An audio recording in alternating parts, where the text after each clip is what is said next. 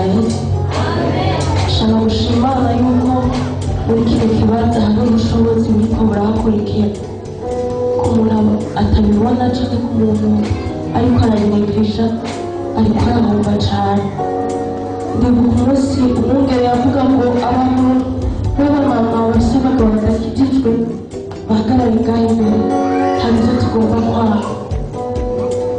Jewe narahagaze ariko ubwa mbere ndahagarara ngo sinabyizeye avuga ati uko biri kose jewe ntabwo ishobora guhinduka, ariko ibyo twe tutabonesha amaso Imana yawe irabibona. Ibyo twe tudashobora gukora Imana yishoboye kubikora. Hari n'ubushobozi burengeje ko twebwe tubonesha amaso. Aravuga ngo atura ijambo ushaka, kandi iryo jambo iyo turikoresheje twizeye. Jewe natuye ijambo bavuga ati nagentuye n'ubu sinzi ndaturandukama niyo nshobora gutaha yanyweye inzoga agataha yahorewe mana zizoshe zimudaha. Ndagatura umunsi wa mbere mbona ntakibana uvuga mana jewe natuye kandi umwungere yavuze ko tuhature twizeye, ariko ndashimira yuko hari icyo yakoze. Ndashimira cyane yuko hari icyo yakoze. Amen. Unagaze hano ushobora kuvuga yuko adashobora kuba inzoga kandi. Amen. Karara ndamusenga ndamusiga mu nzu ariko batubwira rimwe n'ubuzi twese tugiye gushima. Rero hari n'ubushobozi muri kino kibanza umubyizeye akomeze ashishikare kuko nari Imana ikwiye kuba.